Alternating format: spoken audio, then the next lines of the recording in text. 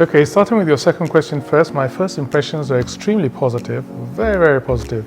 Well, of course, I've only been to Delhi, really, and a short visit to Orishi and Raisina, or Raipur rather, and I've been extremely impressed. First of all, with infrastructure, Delhi is just absolutely idyllic, and the buildings, the greenery. It's been absolutely fantastic. I've also been really captivated by the warmth of the Indian people. The hospitality has been really fantastic, and I've met government officials, met ordinary people, and it's just been very, very heartwarming, the reception. So I found the Indians also very generous and very kind. My takeaway is that India is a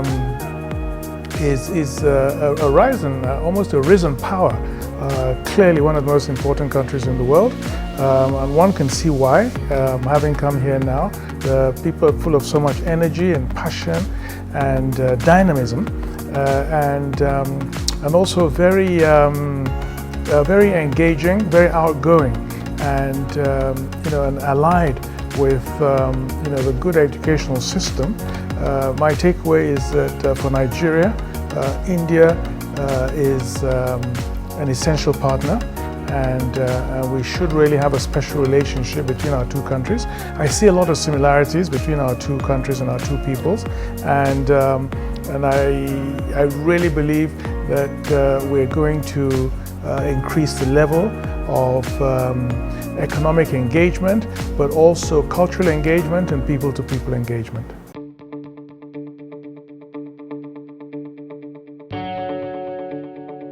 Yes, of course, he was really up to date on the news. We had just had an accident in Nigeria, illegal oil refining, and exploded and killed over 100 people. So he expressed his sympathies and asked, about the country, and we also spoke about the possible his visit to Nigeria, and I found him to be very, very warm, very charming, very engaging, and well briefed.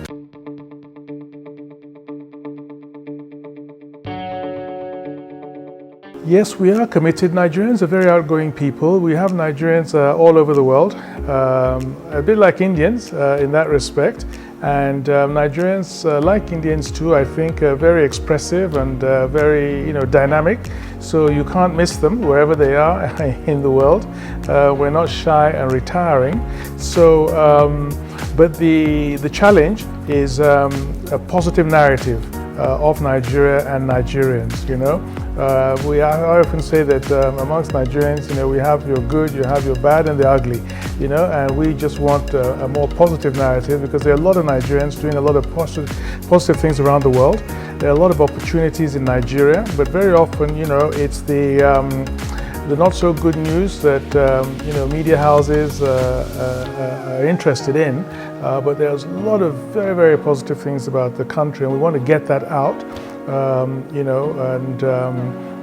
Nigeria as a tourist destination, the culinary part of Nigerians, wide variety of dishes, a bit like in India, and the music, the film industry,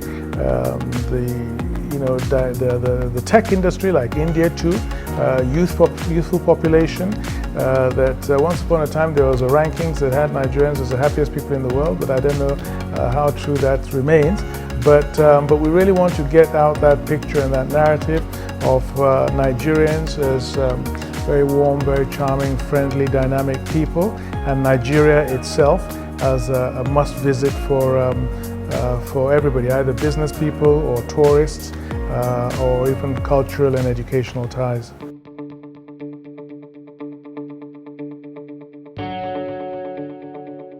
Yes, we've, mistake that we make in a lot of countries that are imbued with particular resources, in our case, petroleum. We've tended to just concentrate too much on that. And a lot of our other industries, agricultural and other sectors, were rather neglected. And of course, when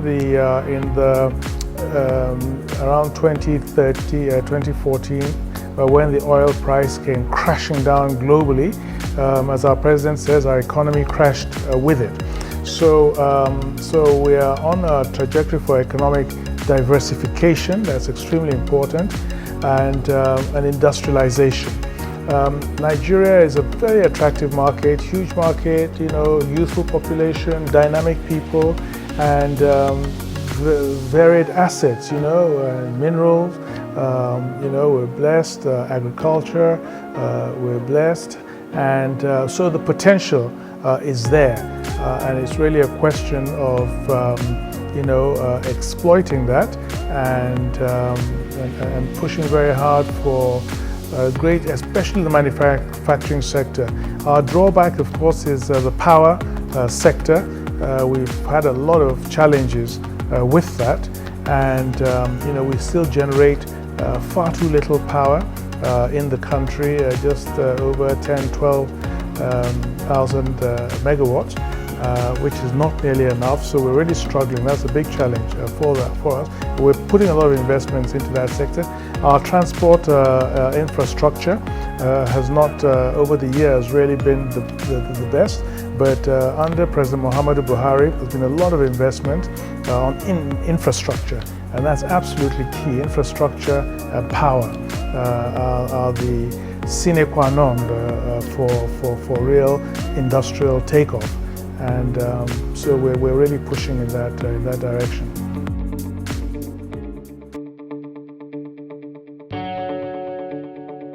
Yes, we want greater investment in the energy sector, the mining sector too.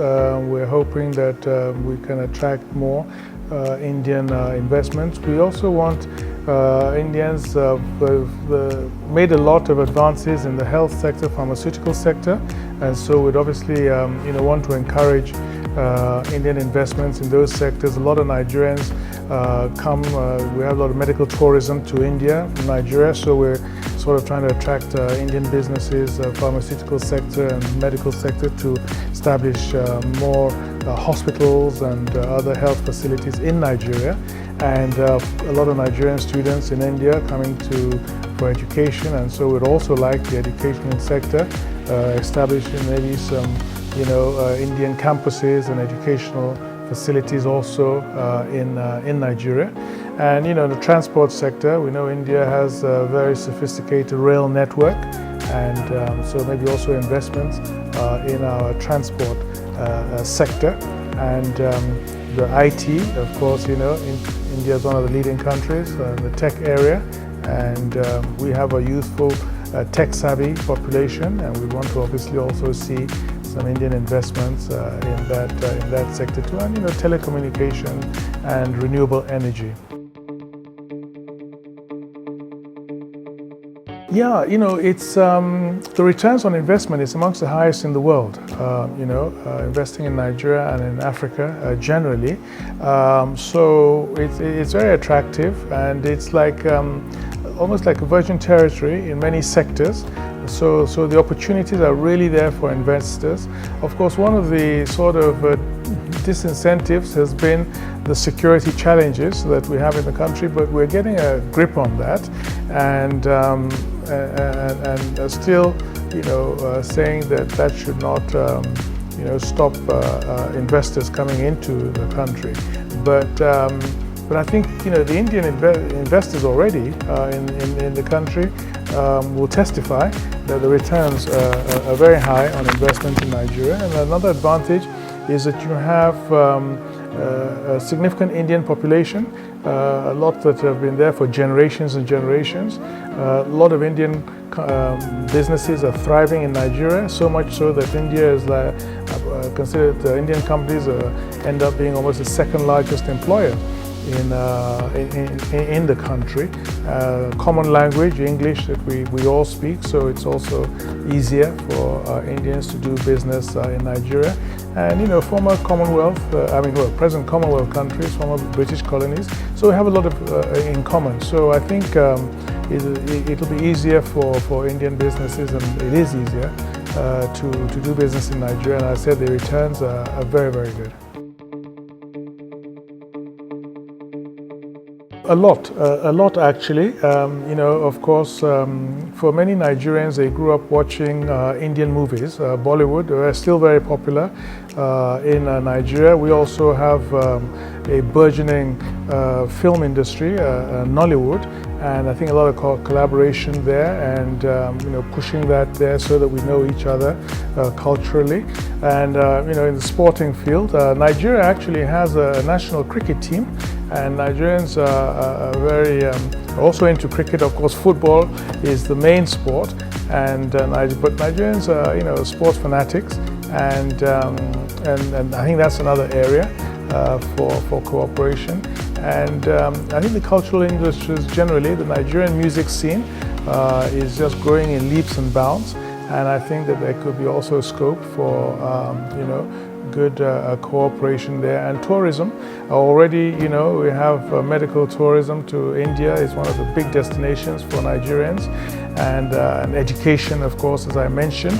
So yes, as far as on soft power, I think working both ways, these are important instruments for closer relations.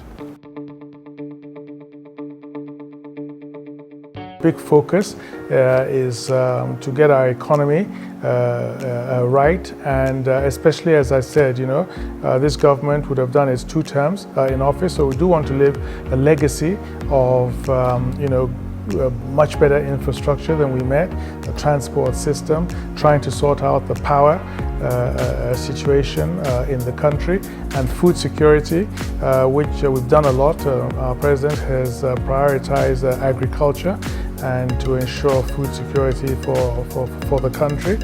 So we want to, especially with the challenges of Ukraine and likely wheat and other shortages, to ensure that we're well insulated from those global shocks. Final message would be that India and Nigeria can really be a match made in heaven going forward. Big powers, bigger, most populous countries in Asia, most populous country in Africa, and big democracies. And together, we think that we can really be a force for tremendous good globally, and also prosperity for our peoples.